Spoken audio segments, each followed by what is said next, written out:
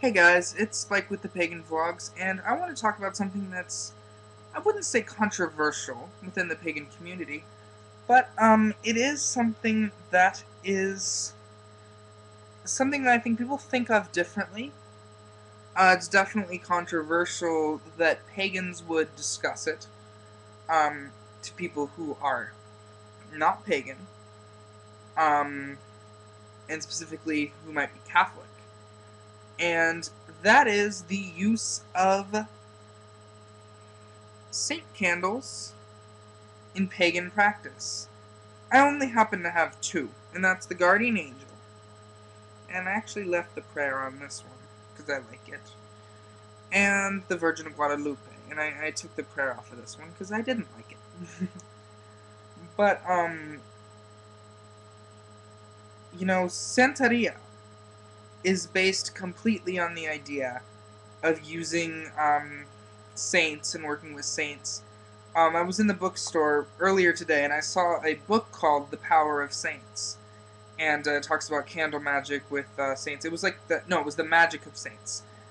And so it's interesting how much saints and the like play into magic. Now, I didn't really go with saints as much. I went with the Virgin of Guadalupe.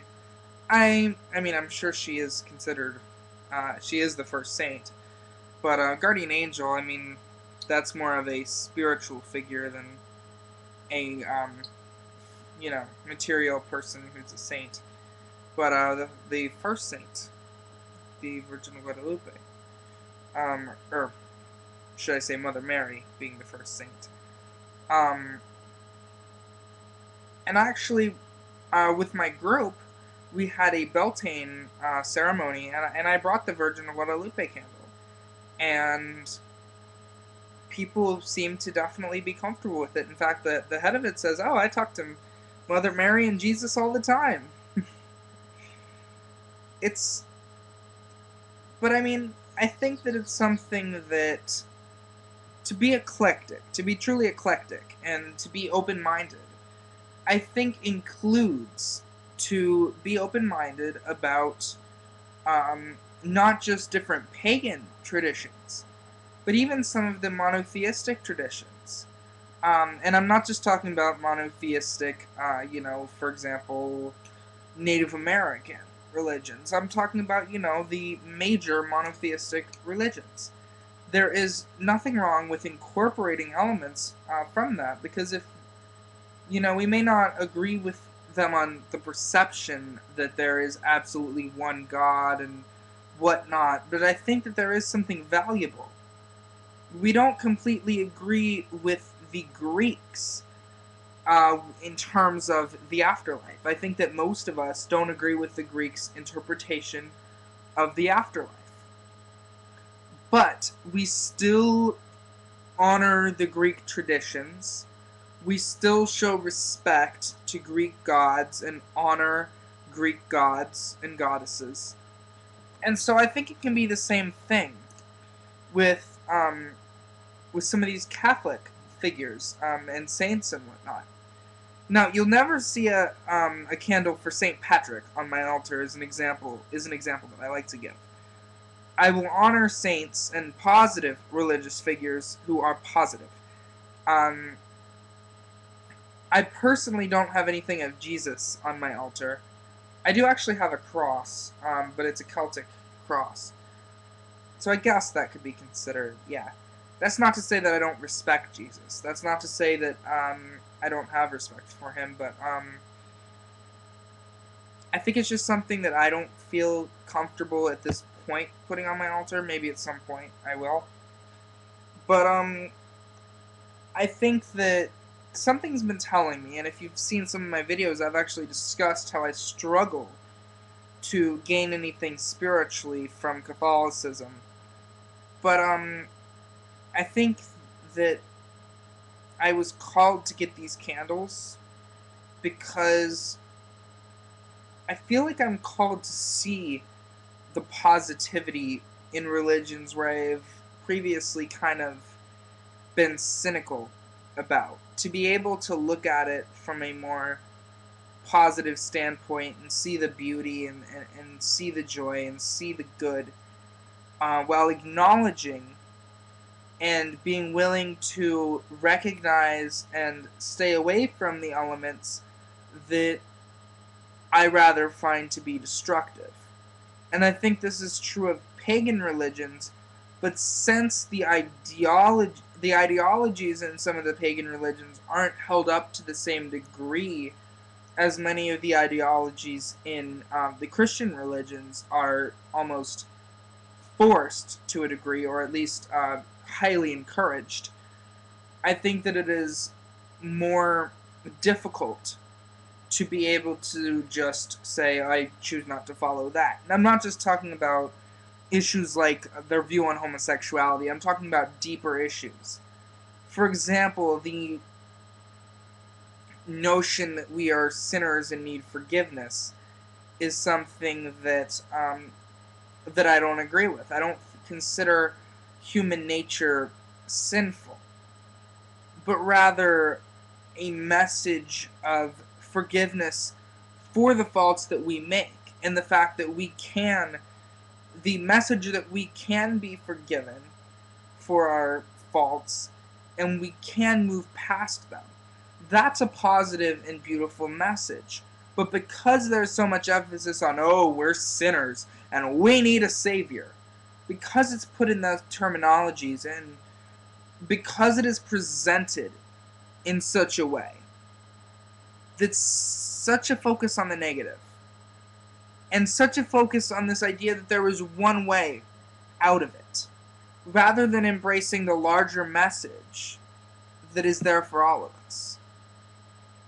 And so I think that that is something that we need to learn to do, is look at these philosophies that have previously maybe been abhorrent to some of us. I can speak myself. Christianity became pretty abhorrent to me. I was an atheist for quite a while. Not saying that all atheists consider Christianity completely abhorrent, but, you know, I was, and what pushed me into that? I mean, yes, logical thinking got me to that position, but at the same time, frustrations also got me to say, you know what? I'm sick of religion. The frustrations got me to that point where I was just sick of religion. So I'm like, oh, some people don't follow religion. And I know that sounds weird, that I would think, you know, that it would take that, but, you know, it just, that's a point in my life.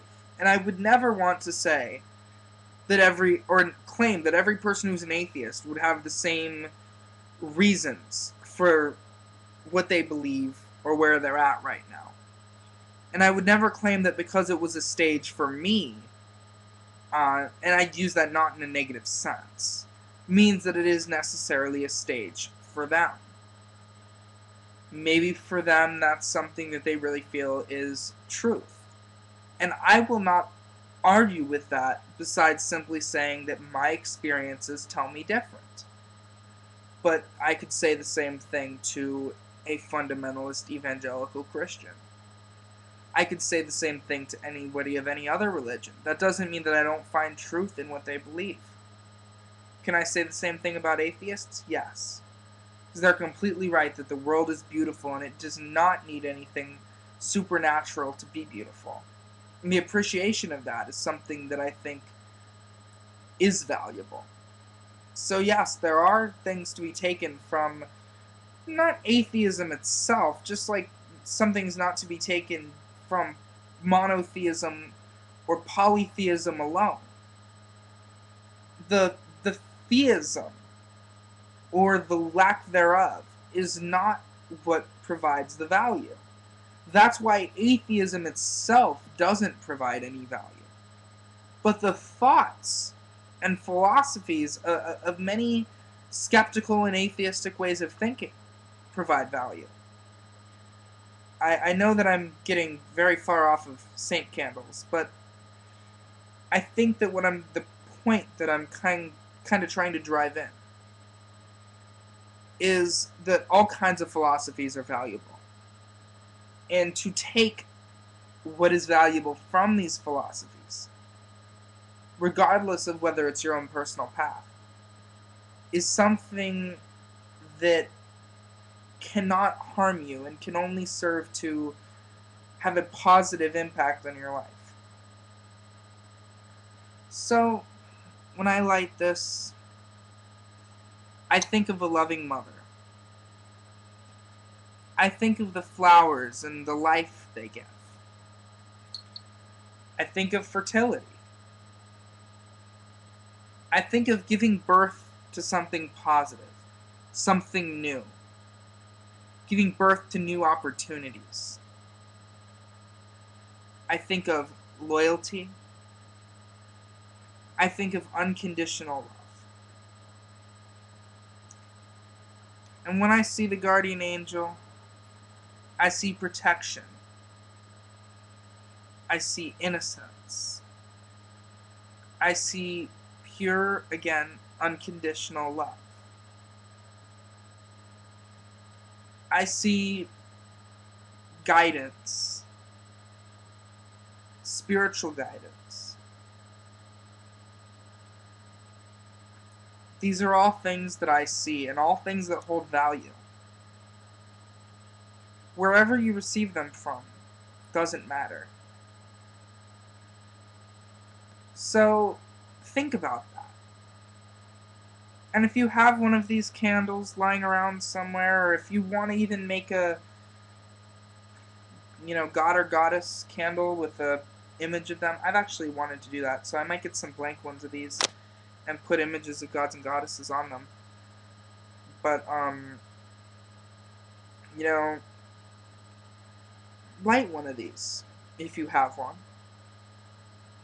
and think of what it means to you. Or even think of a figure from another religion.